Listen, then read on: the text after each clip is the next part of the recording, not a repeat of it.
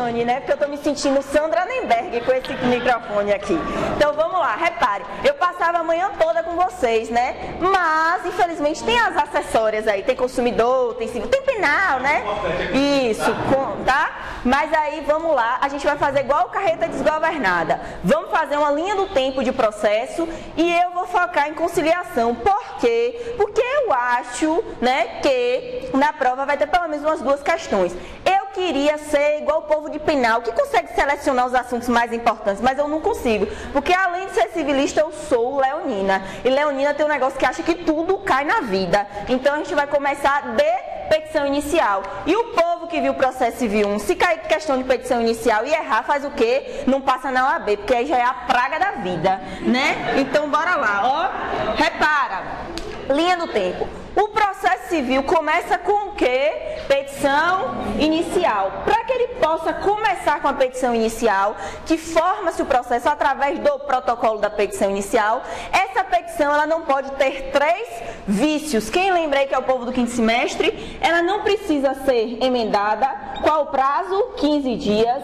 Ela não pode não respeitar o precedente. Lembra? Improcedência liminar do pedido, que está lá no seu edital. E ela não pode ser indeferida. Por quê? Porque se ela for emendada e não for corrigida, né? Se ela porventura estiver improcedente ou se porventura ela for indeferida, ela nem segue. E aí vamos lembrar, a improcedência liminar do pedido é o quê? O barrar da petição porque ela não respeita o precedente. O que é o precedente? IRDR, súmula, acórdão, lembram? E o indeferimento é porque falta o quê? Elementos e pressupostos da ação. Ou seja, o pedido não está correto, a parte é ilegítima e o indeferimento gera o quê? Sentença sem resolução de mérito. E a improcedência, apesar do nome ser improcedência liminar do pedido, não tem nada a ver com aquela liminar que vocês conhecem, que é pedido de tutela provisória. O que significa improcedência liminar? Que ele não pode prosseguir, ou seja, previamente ele está sendo barrado. Mas aí a sua petição, que você aprendeu a fazer aqui na Thaís, é aquela petição que não tem esse vício, certo?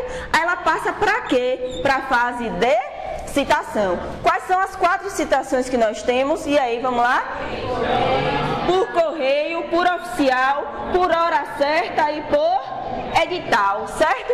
Quando é que eu cito pelo correio? A regra. Quando é que eu cito por oficial? Quando é incapaz, quando envolve estado da pessoa, quando envolve pessoa jurídica de direito público, não é isso? Porque é a fazenda pública em juízo. E quando é que eu cito por hora certa? Bateu. Quantas vezes na sua porta e não lhe encontrou? 2 vezes. Manda avisar quem? Ao vizinho fofoqueiro do lado que eu estou voltando no dia útil seguinte. O vizinho fofoqueiro precisa estar? Não. A pessoa da família precisa estar? De jeito nenhum. Citou e faz o quê? Manda lhe avisar depois que você está citado. E garante o quê para você? Curador especial. A mesma coisa a citação por edital. O cara tem que estar onde? Lins, lugar incerto e não sabido, ok? E aonde não chega, correspondência, não é isso? Citou e cita para quê? Para comparecer à audiência de mediação ou conciliação. Vamos lá, ponto forte da prova. Mediação é igual a conciliação, sim ou não? Nunca, jamais, em tempo algum. Como é que a gente aprendeu que mediação é quando tem o quê? Ó, amor, continua, né? Fica para sempre. É o vizinho, é o ex-marido, a ex-mulher, é o ex-namorado, é aquele encosto, né? Que aí não sai nunca. Por quê? Porque a mediação é para vínculos continuados. E a conciliação é para quê? Para quando o vínculo existe a partir do evento danoso. Bati meu carro com o Valdir, nunca vi Valdir na vida. A partir daí a gente precisa do quê? Da conciliação. Vamos lá. E por que a conciliação é diferente da mediação? Porque na conciliação eu, como conciliadora, e vocês como conciliadores que estão aprovados, amém? Amém. Podem sugerir. E na mediação eu posso sugerir? Não. O que é que eu pretendo na mediação? Restabelecer a comunicação. E na conciliação eu posso palpitar? Posso. Posso opinar? Posso. Porque as técnicas são diferentes. Mas aí a gente tem que pensar e fazer um parênteses que essas não são as únicas técnicas de solução de conflito, porque a gente tem mediação, conciliação e arbitragem. Lembra-se?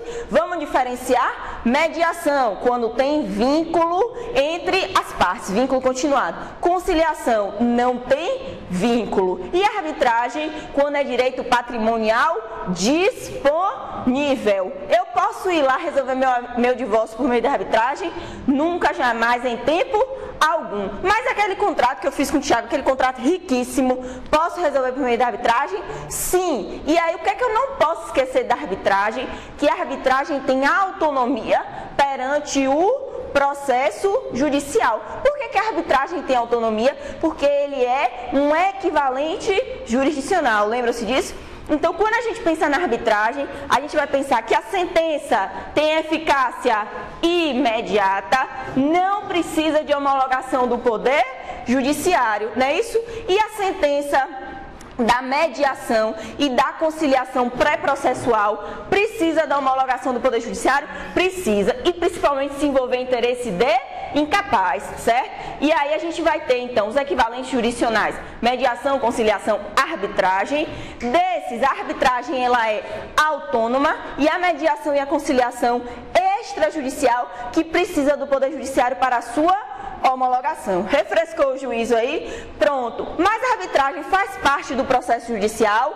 Via de regra, não. Por quê? Porque é um processo autônomo, ok? Vamos lá. Mas foi para a audiência, não teve acordo. Por que não teve acordo? Porque o conflito se instaurou. Se tiver acordo, acontece o quê? Vai ter o quê se tiver acordo? Reduz a termo, que é o que vocês vão fazer muitos termos de conciliação, e acaba o processo. Com ou sem resolução do mérito? Com resolução do mérito. A briga acabou. Agora é o quê? Só amor, né? Acabou. Não tem mais o problema do carro com o Valdir. Mas se não tiver amor, a gente passa para quê? Defesas do réu. E aí, o CESP, ele ama defesas do réu. Por quê? Porque ele confunde o seu juízo, né? E aí, como é que ele vai confundir o seu juízo? Misturando contestação, reconvenção, faz aquela loucura, aquela surtação. E vamos lembrar, contestação é a defesa primeira do réu. O réu não tem que falar tudo na contestação. Se ele deixa de falar, ele está descumprindo com o ônus da impugnação especificado. Tem que falar de tudo, esgota, ó, chega até a ser cansativo. Essa contestação, Ana, ele também pode apresentar um contra-ataque do réu para o autor? Pode. Que contra-ataque é esse, minha gente? Reconvenção. E aí a pegadinha da sua prova é: se o réu apresentar reconvenção e não contestar, ele não é réu. Verdadeiro ou falso? Falso, porque ele tem que contestar e reconvir. Se ele só apresentar reconvenção e não contestar, ele incorre em quê? Revelia. E o que é revelia? Ausência de contestação. Fui para a audiência, mas não apresentei defesa. O que é que eu sou? Revel, certo? E qual é o meu efeito da revelia? Presunção de veracidade dos fatos. Presunção absoluta ou relativa? Relativa. Por quê? Porque se o direito for indisponível, eu não sou atacado pelo efeito da revelia. Se eu tiver aquele amigo, aquele coleguinha que fez a defesa por mim, eu sou revel? Não. Por quê? Porque alguém fez a defesa, não é isso? Pronto. Então, quais são as respostas que nós temos? Contestação, reconvenção e revelia. Passou essa fase, onde é que eu vou caminhando para o meu processo? Para providências preliminares. E quais são as providências que o juiz pode adotar? O povo do quinto semestre tem que estar com o assunto na ponta da língua, que a gente viu semana passada. Quais são as providências? Produção de prova, manifestação da contestação. E quando é que eu me manifesto da contestação? Quando eu tenho um fato impeditivo, modificativo ou extintivo do direito do autor. Qual é o prazo? Lembra da nossa regra? Nunca, jamais, em tempo algum, pense em outro prazo, a não ser 15 dias, 5 dias. Por quê? Porque o Código de Processo Civil, ele é ímpar. Não esquece aquele prazo louco que vocês têm na cabeça, certo? De 10 dias. Então, qual é o prazo de manifestação? 15 dias, não é isso? Esses 15 dias também é o prazo para falar sobre as providências, sobre as preliminares da contestação. E quais são as preliminares da contestação que a gente tem? Fala aí, vamos lembrar aí. Quais são as gratuidade da justiça? Que mais? litispendência, coisa julgada, perempção, tá tudo aonde? No 337. Dá uma olhadinha lá, não custa, né? 337, que ele vai falar quais são as defesas processuais preliminares. E aí, se eu tiver essa defesa, qual é o meu prazo para falar depois que a contestação é apresentada?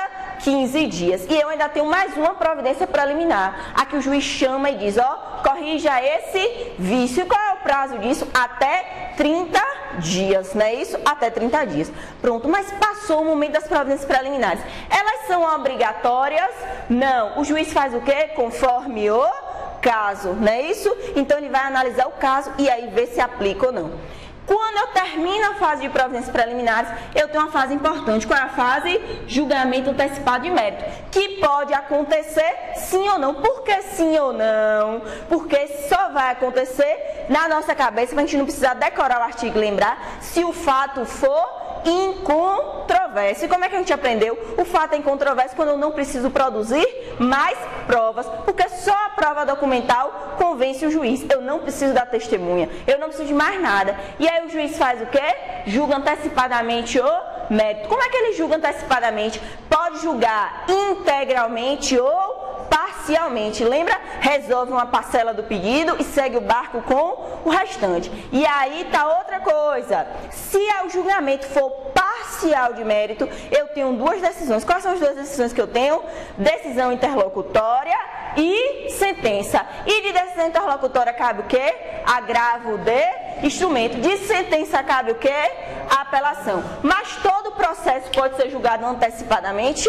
Não. Por que não? Porque nem todo processo se esgota com a prova documental. E aí a gente inaugura a fase de audiência de instrução e julgamento. Claro que eu estou falando as etapas mais de modo mais genérico. Na audiência de instrução e julgamento eu vou ter a produção de quê?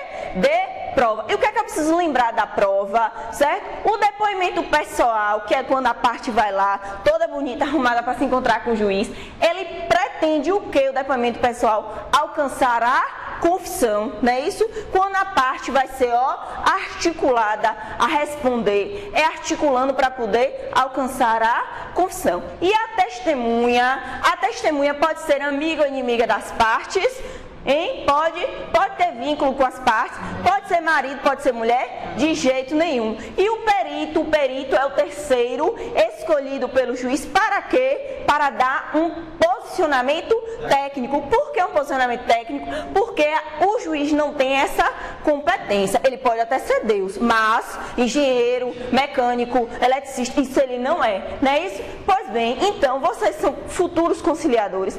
Quando forem juízes daqui a muito breve, precisarão de quem? Do perito. Porque tudo isso forma o quê? O seu convencimento. Mas aí passou a fase de instrução. E a gente vai para onde? Para a fase de sentença. E o que é que a gente tem na fase de sentença? A decisão do juiz, que é uma decisão que deve prezar principalmente pelo quê? Pela primazia de mérito. Eu não posso ter um processo que tramita 20 anos e quando chegar no final o juiz diz assim, acabou o processo sem resolução do mérito. Aí você vai dizer, que negócio é esse? 20 anos e eu não resolvi meu problema? Então qual é a nova dinâmica do CPC? Que essa sentença aqui tem a resolução de mérito. Chegou no final, acaba com o problema. Mas acaba aqui, o pessoal de processo civil 2, acaba aqui, tem alguém aqui que já passou por civil 2, processo civil 2, não acaba. Por quê? Porque a sentença põe fim ao processo ou põe fim à fase cognitiva, põe fim à fase cognitiva do processo. E queria Deus que acabasse com a sentença, né? Aí agora vem recurso. Qual é o recurso que eu vou utilizar para impugnar a sentença? A apelação, certo? Qual é meu prazo de apelação?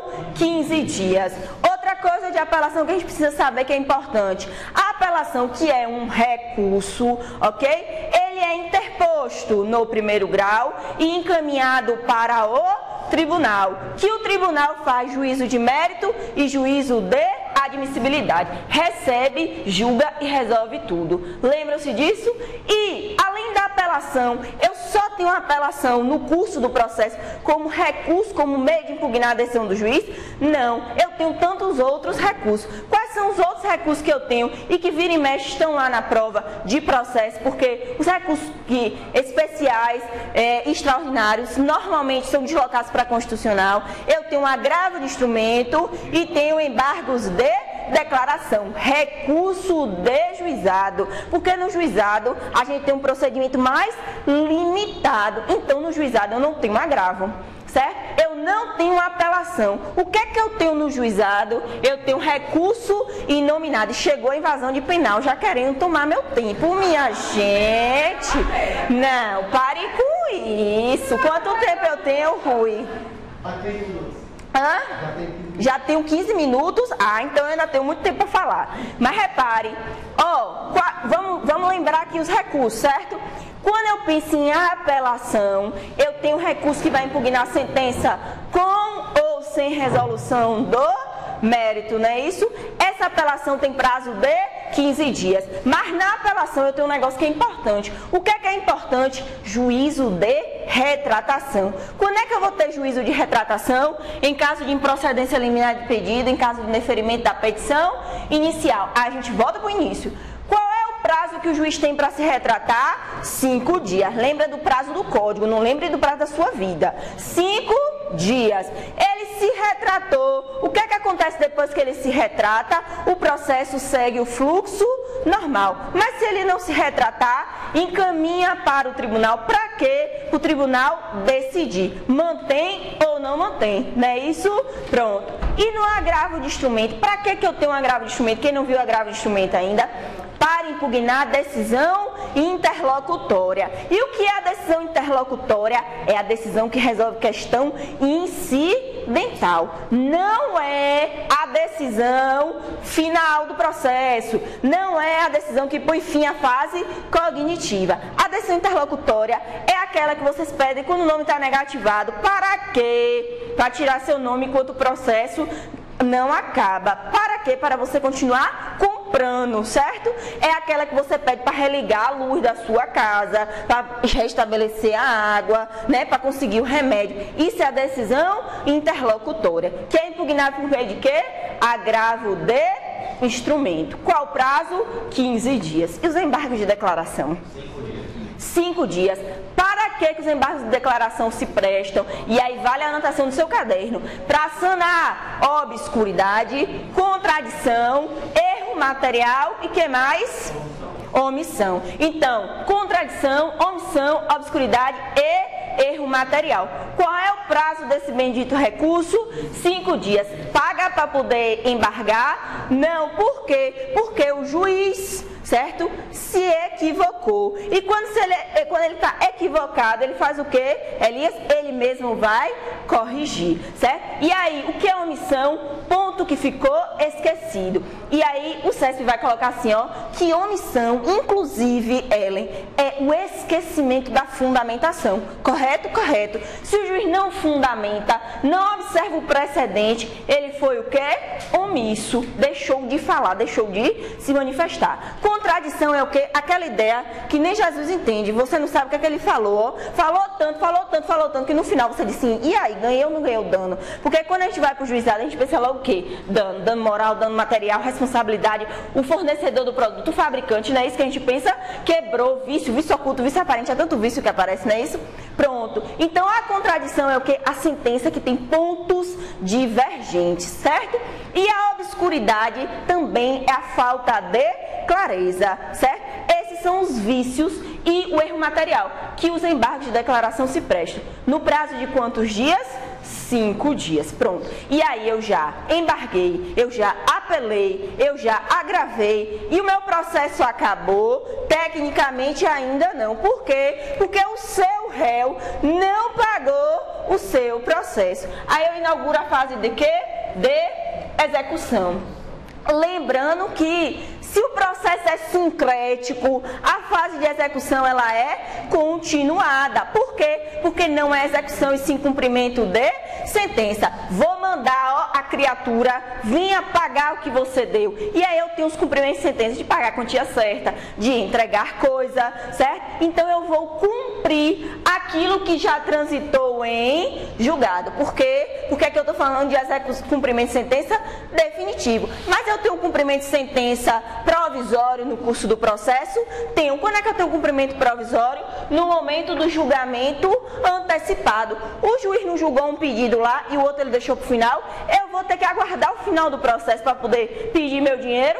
Não, eu faço o que, Lu? Cumpro provisoriamente. E o restante eu vou cumprir no final. Mas isso eu estou falando de processo sincrético. E se eu tiver o título executivo extrajudicial, aí eu já inauguro o processo de execução, que é autônomo, ok? Lembrei de uma coisa que é importante falar. Quando eu falo aqui da reconvenção, que é uma defesa do réu, a reconvenção é igual ao pedido contraposto que eu formulo no juizado? Não, jamais, em tempo algum. Por quê? E aí vale a anotação no seu caderno também.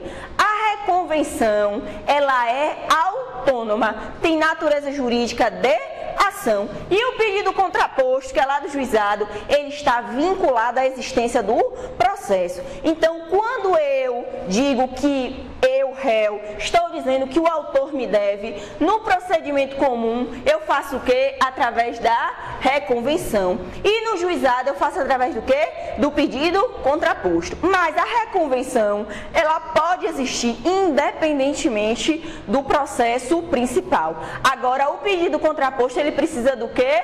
Da existência da demanda inicial. Por quê? Porque ele está vinculado ao processo, ok? E aí, o que é que vale mais a gente lembrar? Os princípios dos meios de resolução do conflito. Quais são os princípios que estão atrelados à mediação e à conciliação? Alguns que são principais.